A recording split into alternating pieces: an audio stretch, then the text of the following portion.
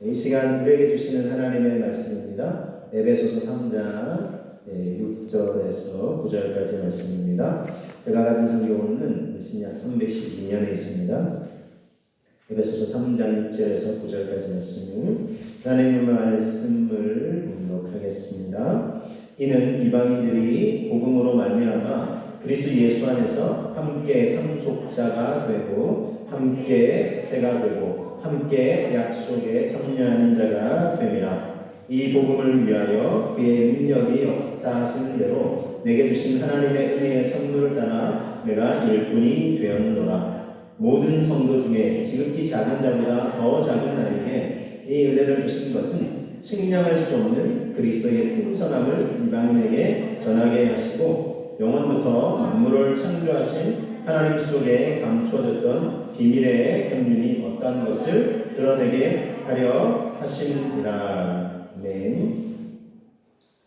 일제강점기 이제 시절인데요. 30 중반에 35세 나이에 예수님을 만난 한 사람이 있습니다. 그 은혜와 사랑에 감격해서 너무나 그 은혜와 사랑이 커서 어떻게 이 은혜와 사랑에 보답할 수 있을까. 그래서 지나온 자신의 삶을 돌아보니까 너무 후회로 이제 가득 차는 거예요. 그래서 지금부터라도 내가 예수님 만나고 이 은혜를 맛본 이 순간부터 이 은혜의 통로가 되어야 되겠다. 해서 만나는 사람들에게 성경책과 또 전도용 소책자를 준비해서 예수님 믿으셔야 된다. 이렇게 은혜의 복음을 증거하는 이제 그런 삶을 살게 되었습니다. 그런데 이제 이 일제 치하에 있다 보니까 이제 계속 이제 뭐 예수님을 전하고 일본에서 이렇게 그걸 곱게 보지 않죠. 그래서 일본 순사들에게 붙잡혀 끌려가고 물론 이제 신사 참여도 반대하고 이렇게 하면서 어쨌든 이제 옥살이를 이제 하게 됩니다. 그런데 그런 와중에서도 오직 예수, 오직 천당, 예수 천당 이렇게 외치면서 정말 예수 그리스도의 은혜와 그 구원을 정말 목숨 걸고 외쳤던 사람입니다. 여러분, 이 사람이 누구일까요? 하나님의 은혜와 사랑을 보답하고자 이렇게 온전히 예수님 믿고 나서 자신을 헌신했던 사람 누구인지는 말씀 말미에 가서 조금 더 상세히 소개해 드리도록 하겠습니다. 여러분, 일제차에서도 감옥 속에서도 이렇게 은혜의 주님을 붙들려고 하고 주님을 외쳤던 이 사람, 저는 이제 이 말씀을 또 준비하고 하면서 이분의 스토리를 또 이렇게 되새기면서 이 말씀 속에서도, 이 성경 말씀 속에서도 이와 비슷한 상황에 놓인 한 사람의 모습을 생각을 하게 되는데, 저는 이제 바울이 떠올랐습니다. 바울이 예수님 믿고 나서 이제 복음을 전하는 사람으로 완전히 바뀌게 됐잖아요. 근데 이제 그 생명의 주 예수 그리스도를 믿는 자에게 주시는 구원의 복음을 외치면서 이제 감옥에 이제 갇히게 되죠. 자, 그런데 이제 감옥 속에서 하나님 어찌 이럴 수 있습니까? 원망하고 이렇게 또 낙담하고 불만하기보다 오히려 하나님의 은혜에 감사하고 찬양하면서 감옥 바깥에 있는 성도들을 향해서 평안하라고, 주님 안에서 기뻐하라고, 이 구원의 소망을, 하나님 나라의 소망을 되새기라고 이렇게 얘기한 바울의 모습. 바울이 감옥 속에서 쓴 서신이 4개가 있다고 알려져 있습니다. 그래서 에베소서, 빌립보서, 골로새서, 그리고 빌레몬서 이렇게 4개가 있는데, 오늘 저희가 지금 에베소서 말씀을 좀 묵상하고 있지 않습니까? 에베소서도 이 감옥 속에서 쓰여진 서신이라고 할 수 있습니다. 그런데 감옥 속에 있는 바울이 은혜를 노래하고 있습니다. 하나님의 은혜에 감사 찬송하고 있어요. 어떤 은혜를 그가 이렇게 되새겼기에 그 감옥 속에서도 오직 은혜, 이 은혜를 주신 하나님, 주 예수 그리스도께 감사 찬송을 올려드리고 있을까요? 오늘 말씀 통해서 확인해 볼 수 있기를 원합니다. 자, 3장 1절 2절을 먼저 보시면, 자, 이러므로 그리스도 예수의 일로 너희 이방인을 위하여 갇힌 자된 나 바울이 말하거니와 너희를 위하여 내게 주신 하나님의 그 은혜의 경륜을 너희가 들었을 터이라 그랬습니다. 자, 감옥 속에서 이 고백을 하고 있죠. 자, 오늘 그래서 제가 큰 테마 3가지로 이제 소개를 하는데, 먼저 첫 번째 되새겨야 될 것은요, 하나님의 은혜와 비밀의 경륜이라는 이 바울의 표현에 우리가 주목해 볼 필요가 있어요. 하나님의 은혜와 비밀의 경륜이다, 이 표현을 하고 있는데, 자, 3장 2절만 다시 한번 보시면, 너희를 위하여, 이방인을 위하여 내게 주신 하나님의 그 은혜의 경륜을 너희가 들었을 터이라 그랬습니다. 하나님의 그 은혜의 경륜이라는 표현을 사용하고 있죠. 자, 하나님의 은혜의 경륜. 경륜이라는 표현 우리가 사실 잘 이렇게 안 쓰는 표현이기도 한데 경륜이라는 단어는 이런 의미를 담고 있습니다. 일정한 포부를 가지고 이를 조직적으로 계획한다라고 할 때 이 단어를 쓰는데 이것은 이제 하나님께 직접적인 의미로 사용되어질 때는 하나님께서 계획하시고 이뤄가시는 큰 뜻이라는 것입니다. 이것이 이제 하나님의 경륜이라고 부르는데 그분이 계획하시고 이뤄가시는 인류를 향해 계획하고 계시는 이뤄가시는 큰 뜻이라고 할 수 있습니다. 그럼 이게 뭘까요? 이 은혜의 경륜. 조금 더 자세히 좀 우리 알아볼까요? 자, 우리 3장 3절부터 보시면 자, 이렇게 말씀하고 있는데 곧 계시로 내게 비밀을 알게 하신 것은 내가 먼저 간단히 기록함과 같으니 그것을 읽으면 내가 그리스도의 비밀을 깨달은 것을 너희가 알 수 있으리라. 여기 비밀이라는 표현이 지금 2번 반복해서 등장하죠. 하나님의 계시로 내게 비밀을 알게 해주셨다. 계시는 그분이 알려주시는 거잖아요. 하나님이 비밀이 처음에 이제 이렇게 감춰둔 것이 있는데 이제 자신에게 알려주신 것이고 또한 내가 그리스도의 비밀을 그래서 깨달았다 이렇게 고백을 하고 있어요. 9절을 한번 보시면 영원부터 만물을 창조하신 하나님 속에 감춰졌던 비밀의 경륜이 어떠한 것을 드러내게 하게 하심이라고 했어요. 하나님 속에 창조주 하나님이 처음부터 이제 영원부터 감추어 두고 있었던 비밀스러운 경륜. 하나님이 그동안 큰 뜻을 품고는 계셨지만 모두에게 다 선명하게 드러나긴 하지 않았던 비밀스럽게 어떻게 보면 좀 이렇게 감춰두셨던 것들이 이제 드러내기를 원하신다는 거예요. 드러내려고 하신다는 것입니다. 자, 이것을 자신을 깨달았다는 것입니다. 자, 이게 뭘까요? 이 비밀의 경륜, 은혜의 경륜이 뭐겠습니까? 6절을 보시면 이제 분명히 하시는데 6절의 고백 함께 한번 되새겨 보실까요? 이는 이방인들이 복음으로 말미암아 그리스도 예수 안에서 함께 상속자가 되고 함께 지체가 되고 함께 약속에 참여하는 자가 됨이라 그랬습니다.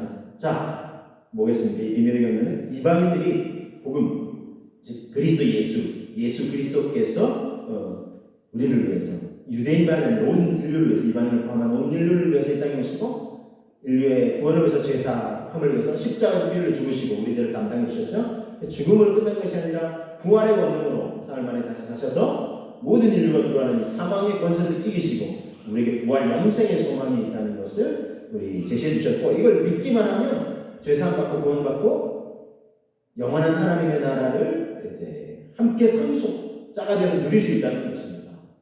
이 약속에 참여하는 자가 됐다는 것입니다. 근데 그동안은 이게 유대인들만 자기들만 구원받는 생각이죠. 아니라는 거예요. 바울이 이방인들 온 인류를 향해서 하나님이 이렇게 구원의 구원을 계획하셨고 이제 그걸 드러내신다는 거예요. 본격적으로 드러내실 때가 돼서 자기에게 그걸 깨닫게 해주시고 그래서 자기가 이렇게 그 은혜를 깨달았고 비밀의 경륜을 깨닫고 이렇게 기쁨 가운데 이방인들에게 이 은혜의 경륜을 소개하고 있는 것입니다. 그래서 여러분 지난주 저는 이제 말씀드리면서 이제 비전이라는 찬양 그렇죠? 각 나라와 족속 우리가 이렇게 예배드리며 나아가시는 것은 십자가에서 쏟으신 그 사랑이 강같이 온 땅에 흘러서 각 나라와 족속과 백성과 방언에서 구원받고 주님을 경배한다. 요한계시록 7장에 있는 말씀을 소개해드리면서 그래서 이 말씀을 찬양의 가사로 고백하는 비전이라는 찬양을 소개해드렸습니다. 그렇죠? 그래서 우리 보좌 앞에서 주님을 예배하고 찬양하는 거 그의 아들을 주셨어요. 그 피로 우리가 구원받고 그 사랑이 강같이 온 땅에 흘러서 그렇죠? 각 나라와 족속과 백성 방언. 그래서 우리 절대 착각하면 안 돼요. 이 민족 구월주의에 빠져서 우리 민족만 우리 나라만 뭐 이게 아니에요. 하나님 온 인류를 향한 구원의 계획을 갖고 계시다는 거예요. 그래서 피부색이 뭐 하얀 사람만 아니에요. 우리가 가질 필요가 없어요. 그래서 모든 족속, 인종, 언어 다 넘어서 다 구원받고 주님을 예배하고 경배하는 거예요. 모든 민족입니다. 모든 족속입니다. 그래서 이런 찬양에서 오늘 소개해드릴 찬양 세상 모든 민족이 구원을 얻기까지 쉬지 않으시는 하나님 주의 심장 가지고 우리 이제 이런 주님을 따르게 하소서. 세상 모든 육체가 주의 영광 보도록 우리를 부르시는 하나님 주의 손과 발 되어 세상을 치유하며 주 따르게 하소서. 물이 바다를 덮은 같이 여호와의 영광을 인정하는 것이 온 세상에 가득하리라.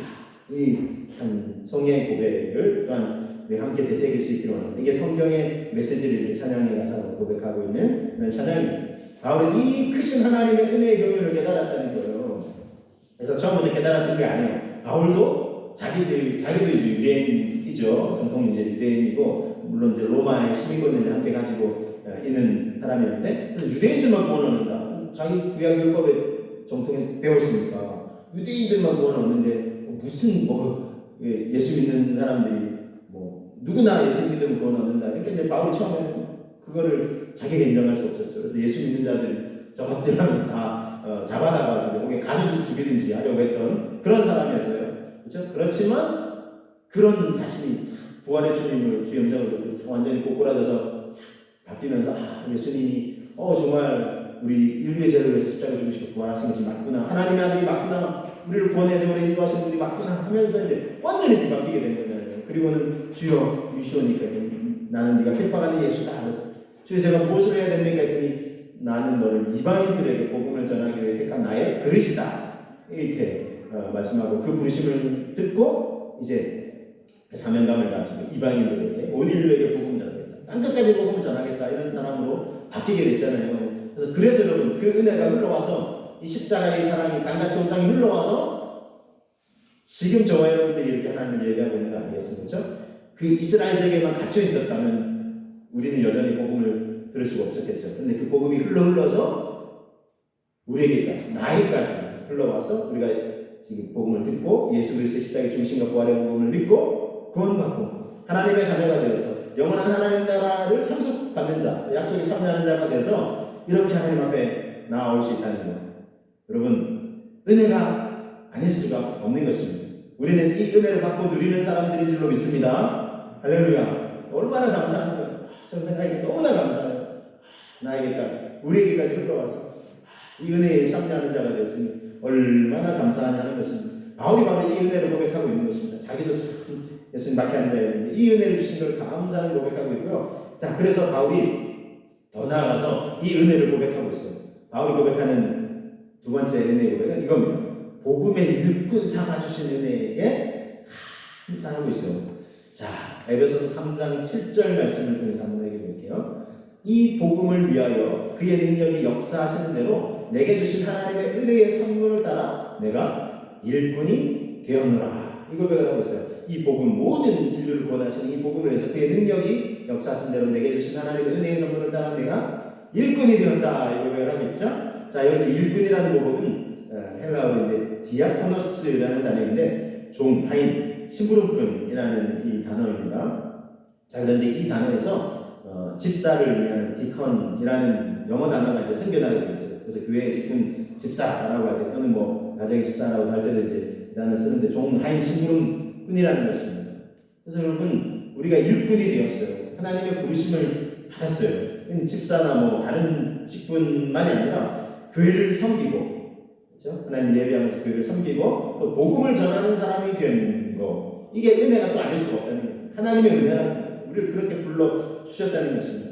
그래서 하나님 베풀어 주신 구원이라는 이 큰 은혜의 경륜을 우리도 깨달은 자가 되고 이제 우리도 이 은혜를 전하는 자, 복음을 전하는 자가 되게 해주신 것. 우리가 받은 이 은혜에 보답하기 위해서라도 나를 구원해 주신, 죄와 물로 죽을 수밖에 없었는데 나를 살리시고 구원해 주신 그 은혜에 보답하기 위해서라도 우리는 그래서 그 은혜의 주된 통로된 교회를 섬기고 또 복음을 전하는 일에 빚진 자의 마음을 가지고 섬겨야 한다는 것입니다. 이것이 은혜라는 것입니다. 뭐가 은혜야 이런 게 아니고 이 은혜를 깨달은 자가 되는 게 은혜인 거죠. 자, 에베소 3장 8절 바울이 이렇게 볼게요. 모든 성도 중에 지극히 작은 자보다 더 작은 나에게 이 은혜를 주신 것은 측량할 수 없는 그리스도의 풍성함을 이방인에게 전하게 하시려고 했다는 거예요. 모든 성도들 중에 지극히 작은 자보다 더 작은 나에게 바울이 이 은혜를 지금 고백하고 있죠. 그래서 내가 큰 자인데 생각하면 이 은혜의 고백을 줬다. 이렇게 작은 자에게 어떻게 이렇게 은혜를 베풀어 주셨을까 고백하고 있고요. 자, 이 바울의 이 은혜에 대한 고백, 일꾼으로 부르신 것에 대한 이 감사의 고백은 디모데전서에서도 분명히 고백합니다. 1장 12절에 보시면 나를 능하게 하신 그리스도 예수 우리 주께 내가 감사함은 나를 충성되이 여겨 내게 직분을 맡기심이니 내가 전에는 어떤 사람이었어요? 비방자요, 박해자요, 또 폭행자였으나 도리어 긍휼을 입은 것은 내가 믿지 아니할 때에 알지 못하고 행하였음이라 그랬어요. 그러면서 이어서 이 고백을 하죠. 우리 주의 은혜가 그리스도 예수 안에 있는 믿음과 사랑과 함께 넘치도록 풍성하였다. 미쁘다 모든 사람이 받을 만한 이 말이요 그리스도 예수께서 죄인을 구원하시려고 이 세상에 임하셨다 하였도다. 죄인 중에 내가 괴수니라 했습니다. 죄인을 구원하려고 이 세상에 임하셨는데 내가 죄인 중에 괴수라니. 바울이 얼마나 내가 죄인 중에 괴수니. 저 사람을 위해서 주님이 필요하시지 하고 자기는 필요 없다는 것이 아니라 내가 죄인 중에 괴수. 그 나를 위해서 나의 죄를 사해 주시기 위해서 예수님이 이 땅에 피 흘려 죽으셨다. 이 말씀의 고백대로 예수 믿는 자들을 잡아 죽이려고 했던 자기를 긍휼히 여겨주시고 또 충성되게 여겨주셔서 이 복음의 일꾼이라는 직분을 맡겨주시고 얼마나 감사하냐. 내가 죄인 중에 계시니 나를 위해 바로 주님이 이 땅에 십자가에 피 흘려 죽어주신 것만 해도 감사한데 구원해 주신 것만 해도 감사합니다. 이 감사의 가장 기본 그리스도의 기본이고 그런데 그런 나를 복음의 일꾼까지 삼아주신다니 이 얼마나 감사한 일이냐. 하나님의 은혜가 아닐 수 없다. 바울이 이 고백을 하고 있는 것입니다. 여러분 얼마나 큰 은혜입니까? 바울만 이 고백을 드려야 하겠습니까? 바울이 그렇게 예수 믿는 자들 잡아 죽이려고 나는 그냥 무난하게 예수님 믿었는데 그게 아니잖아요. 나의 오늘 죄를 생각해도 예수님이 이 땅에 오시고 그래서 어떤 사람은 이런 고백을 하잖아요. 이 세상에 나 하나밖에 없어도 주님이 나를 구원하시기 위해 이 땅에 오셨을 거예요. 십자가에 피 흘려 죽으셨을 거예요. 여러분 그렇습니다. 나의 죄는 다른 사람 아니에요. 저 사람 저 사람 안 되겠네. 저런 사람에게는 십자가가 필요하지. 나한테 되는데 저에게 나에게 십자가가 필요한 거 아니겠습니까? 나에게 구원 요청이 필요한 거 아니겠습니까? 예수 그리스도의 십자가에 피 흘려 죽으신 나의 죄와 허물을 나를 구원하시기 위해서 그렇게 죽으신 것으로 끝난 게 아니라 부활의 언어로 하셔서 죄의 문제, 죽음의 문제를 우리가 극복할 수 있고 영원한 생명을 약속받은 자, 하나님 나라를 상속받은 자, 이 약속에 참여하는 자가 되었으니 얼마나 감사합니다. 우리가 이 비밀의 경륜 바울처럼 깨닫게 되었으니 아직 모르는 사람에게 어떻게 해야 되겠어요? 우리가 알려줘야 되지 않겠습니까? 그래서 그 사명을 우리에게 맡기신 거예요. 그래서 우리에게도 복음의 일꾼이 되라는 그 부르심을 주셨습니다. 그래서 우리가 받은 이 크신 은혜에 감사하시는 저와 여러분 되시기를 주님의 이름으로 축복합니다. 자, 그래서 복음의 일꾼 삼아주신 은혜에 감사하고 있죠. 바울이 깨달은 은혜는 여기서 그치지 않습니다. 우리 에베소 3장 9절 10절 말씀을 한번 보시면 영원부터 만물을 창조하신 하나님 속에 감춰졌던 비밀의 경륜이 어떠한 것을 드러내게 하려 하십니다. 10절은요. 이는 이제 교회로 말미암아 하늘에 있는 통치자들과 권세들에게 하나님의 각종 지혜를 알게 하려 하십니다. 그랬어요. 자, 바울이 깨달은 또 하나의 의미는요. 교회가 하나님의 지혜의 통로라는 것입니다. 교회가 하나님의 지혜의 통로라는 것인데, 자, 만물을 창조하실 때부터 계획하시고 계셨으나 비밀이 이렇게 감춰 오셨던 하나님의 비밀의 경륜을 알게 하셨죠. 바울 자신이 깨닫게 되었다. 하나님이 알게 해주셨다. 계시로 말미암아 알게 해주셨다. 이 고백하고 있습니다. 자, 그러면서 그죠? 이게 3장 9절이죠. 이 만물을 창조하신 영원부터 하나님이 감춰 오셨던 이 비밀의 경륜이 어떤 것을 이제 드러내게 하셨다. 본격적으로. 이어서 10절 드러내게 하신 그 주된 통로가 뭐냐는 겁니다. 이는 이제 교회로 말미암아, 그렇죠? 교회로 말미암아 하늘에 있는 통치자들과 권세들에게 하나님의 각종 지혜를 알게 하려 하심이라 그랬어요. 이영훈 목사님이 하나님이 기뻐하시는 교회라는 책에서 이렇게 이제 교회의 중요성을 이제 소개하시는 것 같습니다. 소개해드리겠습니다. 교회는 축복의 통로입니다. 교회를 통하여 하나님의 영광을 받으시고, 교회를 통하여 예수 이름이 높임을 받으시고, 교회를 통하여 예수 그리스도의 복음이 만방에 증거되는 것입니다. 그랬습니다. 먼저 구현 설명하겠습니다. 교회는 축복의 통로입니다. 뿐만 아니라 교회는 구원의 통로입니다. 물론 구원은 교회가 하는 게 아니라 예수 그리스도를 믿게 하고 소개하는 주된 통로가 이제 교회잖아요. 교회는 하나님의 이 지혜의 통로라는 거예요. 이 하나님의 지혜는 구원과 관련된 거죠. 이 하나님의 비밀스러운 지혜. 사람들은 몰라요. 그래서 교회의 필요성, 예수 믿는 필요성 잘 모르죠. 그런데 우리가 이 은혜의 세계를 깨닫게 되고 발을 듣게 되고 교회가 뭐겠습니까? 예수 믿는 사람들, 구원받은 사람들의 모임이 필요했죠. 그래서 이 모임을 통하여 더 선명한 하나님의 지혜를 깨닫게 되는 거예요. 그래서 교회를 다니고 말씀을 듣고 예배드리고 이렇게 하면서 이 하나님이 계획하신 그래서 이 비밀스러운 구원의 지혜를 깨닫게 되고 구원의 은총을 누리게 되고 그러면서 우리가 정말 감사한 사람들이구나, 정말 은혜를 받은 사람들이구나 라는 걸 깨닫게 되는 거죠. 교회가 그만큼 중요합니다. 단지 건물로서의 교회가 물론 그것도 의미가 있겠지만 그보다 훨씬 더 중요한 것이 바로 성도 여러분들이, 저와 여러분들이 곧 교회라는 것입니다. 그래서 예수 그리스도를 믿고 구원받은 성도들의 모임이 교회예요. 에클레시아라고 하는데 이 부름받은 사람들이 모임, 구원의 은총으로 부름받은 사람들, 예수님이 불러주신 거죠. 그래서 이 모임이 교회라는 것입니다. 그래서 더 작게는 내가 그 교회예요. 내가 예수님이 그 구원을 받고 그 믿음을 고백하는 내가 교회고, 또 그 나 한 사람 한 사람 우리가 모여진 우리가 교회라는 것입니다. 할렐루야. 이 고백해 보실까요? 내가 교회다. 우리가 교회입니다. 할렐루야. 우리가 이 고백을 이렇게 새겨야 한다는 것입니다. 그래서 교회이나 구원받은 성도들의 모임인 우리를 통해서 이 은혜의 복음, 구원의 복음, 또 이 지혜의 복음을 증거하기를 원하신다는 것입니다. 그렇게 또한 우리가 은혜의 통로가, 구원의 통로가 될 수 있도록 힘써야, 지혜의 통로가 될 수 있도록 힘써야 하겠습니다. 설교의 서두에서 소개해드렸던 그 사람이 누구일까요? 짐작을 하시는 분이 계실 텐데 35살의 나이, 어떤 자료에 보니까 33, 어떤 애는 35 이렇게 있더라고요. 그래서 이게 뭐 어떻게 된 거지? 했더니 그럴 수 있겠다 싶었어요. 그렇죠? 35인데 만으로 하면 33, 생일이 안 되었으면 여기 우리나라 나이가 이렇게 만 나이가 이렇게 또 다르니까 어쨌든 이게 33부터 35, 어쨌든 그 나이 때 예수님 믿게 된 거예요. 그래서 그 은혜가 너무 감사해서 그전에는 이렇게 조금 뭐 이렇게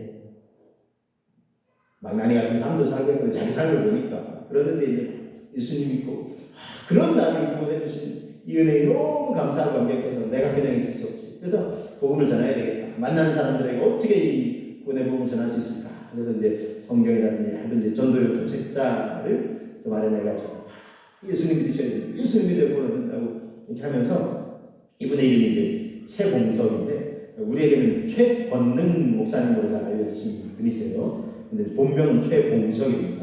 그래서 이제 근데 막 전도하다가 이분이 뭐 자기가 뭐 배운 것도 없고 이제 학식도 없지만 이 생명의 주 예수 그리스도의 복음에 너무 감사해서 감격해서 막 복음을 전하니까, 근데 뭐 이렇게 여러 이적들도 일어나는 것 같고 막 하니까 권능이 막 나타나는 이름이, 별명이 최권능이었는데 이 별명이 마치 이름처럼 소개되어 있는데, 어쨌든 이제 최권능 목사님, 예수님이 십자가 사랑을 깊이 체험하고 구원의 은혜를 누리면서 복음을 전하겠다는 그런 열심과 열정으로요.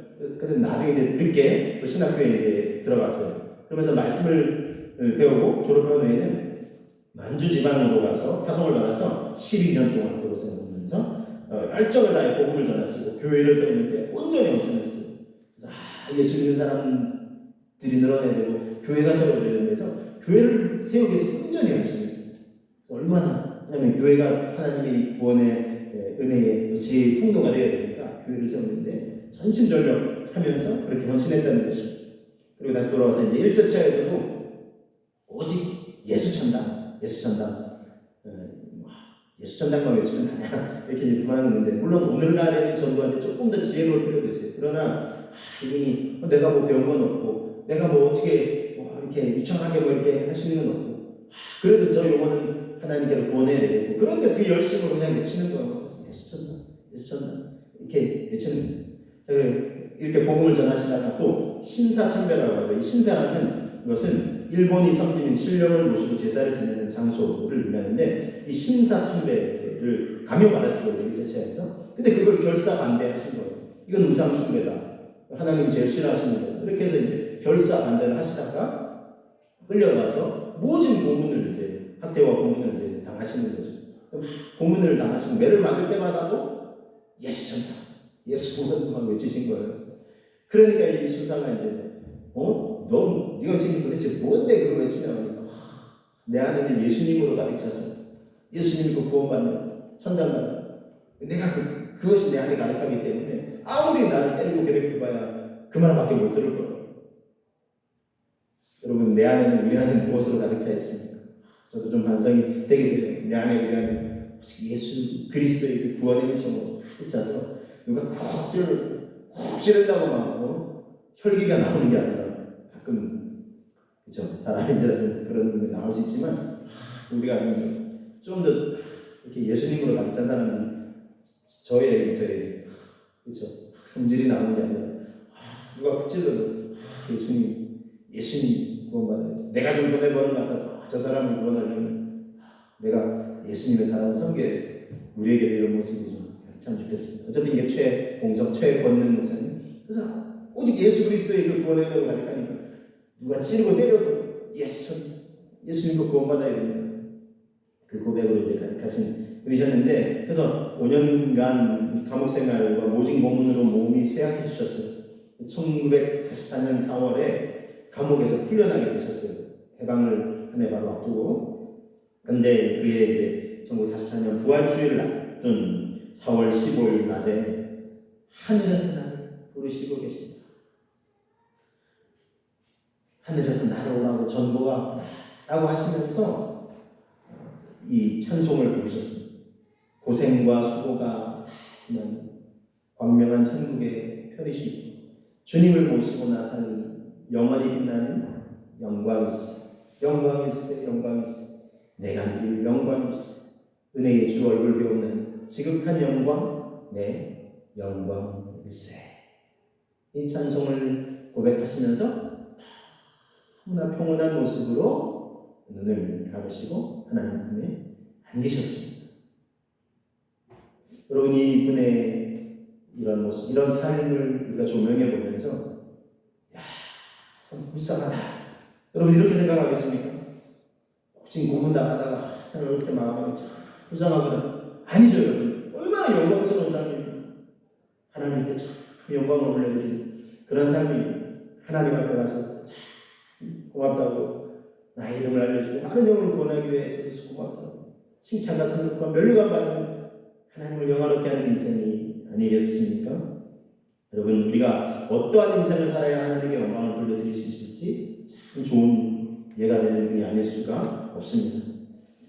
오늘 말씀 드렸습니다. 죄인된 우리들에게 하나님의 이 비밀의 경륜, 이걸 깨닫게 해주시고 이 인류의 구원과 유대인만이 아니라 한민족이 아니라 온 인류를 구원하고자 하시고, 그래서 우리도 구원받고 우리도 하나님 나라의 상속자로 삼아주시는 데 감사합니다. 구원받는 것보다 감사한데 복음의 일꾼 삼아주시는 데 얼마나 감사합니다. 우리를 복음의 일꾼 삼아주시고 교회를 섬기고 세우라고 불러주시는 데 감사합니다.